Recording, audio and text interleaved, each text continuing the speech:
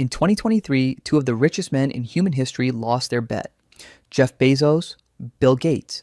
Together with some of the most respected investors in Silicon Valley, they had poured nearly $900 million into a single startup.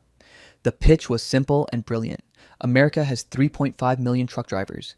Billions of dollars in freight moves across the country every day. But the system connecting shippers to truckers is broken.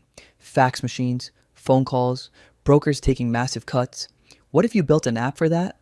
An Uber, yeah, but for trucks. It was called Convoy. And in 2019, it was valued at $2.7 billion.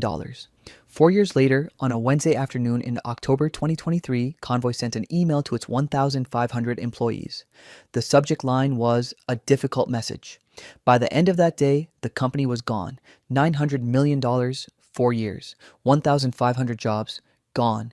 And the reason it collapsed will make you rethink everything you thought you knew about building a startup. To understand why Convoy failed, you first have to understand why everyone thought it would win. The American trucking industry moves $900 billion worth of freight every year. It is the backbone of the entire U.S. economy. Every product in every store got there on a truck, but the industry runs like it's 1985. A company that needs to ship freight calls a broker. The broker calls another broker. That broker calls a trucking company. The trucking company calls a driver. By the time the freight actually moves, 15 to 20% of the total cost has gone to middlemen who added almost no value. And empty miles? Trucks driving without any cargo account for about 35% of all truck miles in America. Drivers get paid nothing for those miles. Fuel gets burned for nothing. It's an enormous, obvious, fixable inefficiency. Convoy's founders, Dan Lewis and Grant Goodwin, saw all of this. Their solution, a two-sided marketplace app. Shippers post their freight, truckers bid on it, Convoy takes a small cut.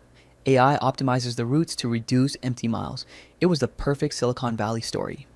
A massive, inefficient, analog industry ripe for disruption. An elegant technology solution, famous investors. What could go wrong?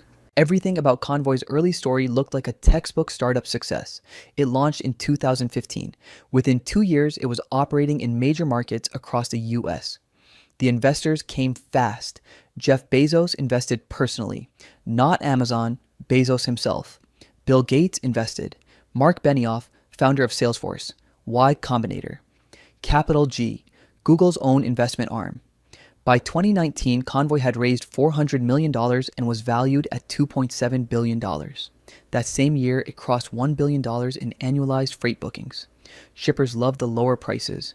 Truckers loved the consistent work.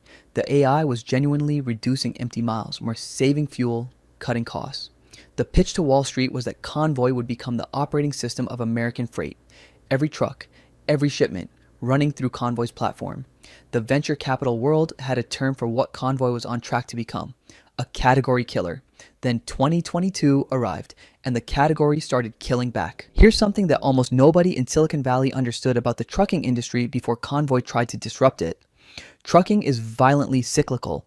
When the economy is booming, freight demand is high, capacity is tight, prices go up, everyone makes money. When the economy slows, freight demand drops, there's too much capacity, prices collapse, and margins evaporate. COVID created the biggest freight boom in history. Supply chains exploded. Everyone was buying everything online. Trucks couldn't move freight fast enough. Spot rates, the price per load, hit record highs. Convoy's revenue skyrocketed. But the boom had a shadow. Companies had overordered inventory during COVID. By 2022, warehouses were full. Ordering slowed dramatically. Freight demand dropped off a cliff. Spot rates collapsed, in some cases down 50 or 60% from their peak. And here's where Convoy's model had a hidden weakness that nobody had stress tested. Convoy had built its entire business on spot freight, the volatile, price-sensitive, transactional side of the market. The most stable part of trucking is contract freight, long-term agreements between shippers and carriers at fixed rates. Convoy barely had any of it.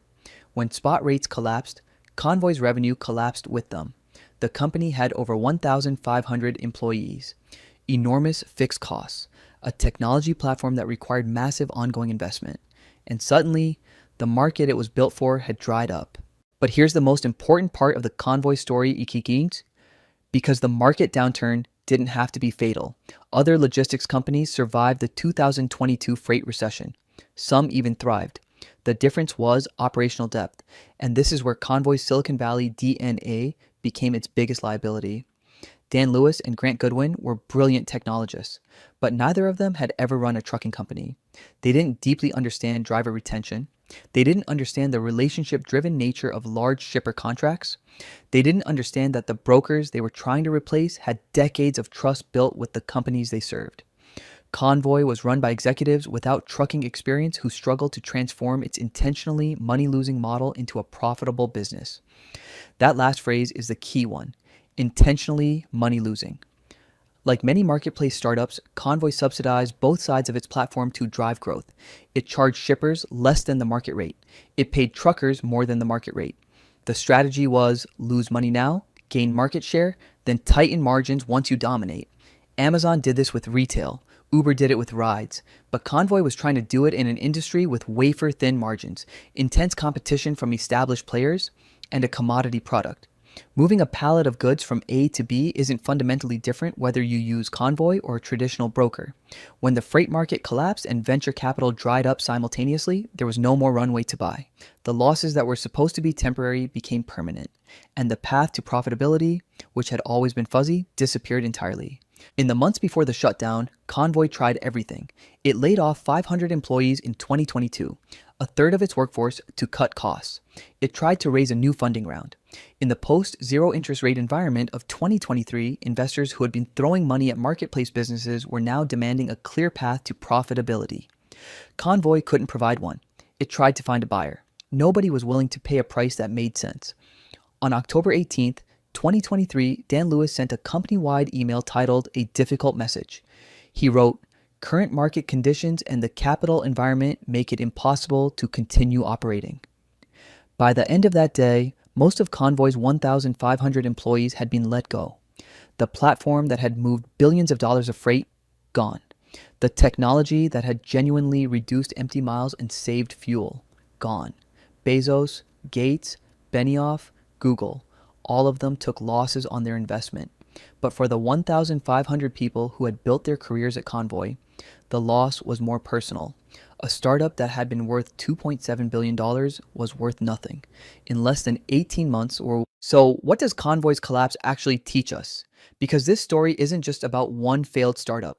It's about a pattern that repeats itself over and over in Silicon Valley.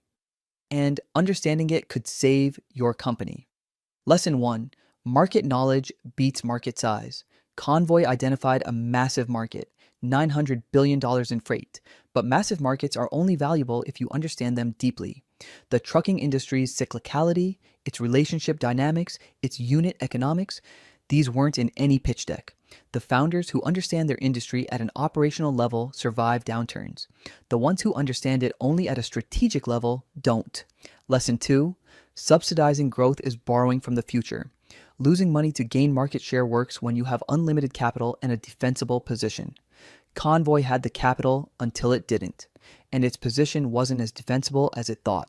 When the money ran out, so did the competitive advantage. Lesson 3, spot markets are not businesses. Convoy was almost entirely dependent on spot freight. Volatile, transactional, commoditized. The stable money in trucking is in long-term contracts. Convoy should have aggressively pursued contract freight years earlier. It didn't because spot was easier to scale. Easier to scale is not the same as easier to sustain. Lesson 4, famous investors don't validate the business model. Capital running out is where startup stories end, but it's almost always the final cause, not the root problem. Bezos and Gates investing in Convoy didn't mean Convoy's unit economics worked. It meant Convoy told a compelling story. The story was real. The unit economics never followed. Lesson 5, timing is a strategy. Convoy launched in 2015, just before a massive freight boom that made its numbers look incredible. That boom masked fundamental problems with the business model. If Convoy had launched in 2022 instead of 2015, it probably never would have raised $900 million because the real economics would have been visible from day one. Timing can make a broken model look brilliant. And when the timing reverses, it shows you what was broken all along. Jeff Bezos and Bill Gates lost their bet on Convoy. 1,500 people lost their jobs. And $900 million raised from some of the smartest investors in the world evaporated in a freight market downturn that anyone who had spent a year driving a truck could have told you was coming. The idea was right. The market was real. The technology worked. But the business model was built on assumptions that only held up when the wind was blowing in the right direction. The moment the wind changed, Convoy ran out of runway. That's the most dangerous kind of startup failure, not the ones that were obviously wrong from the start. The ones that looked right until the moment they didn't. Subscribe to BlitzBiz for more stories about the companies, the decisions, and the lessons that most people only learn the hard way. New video every week.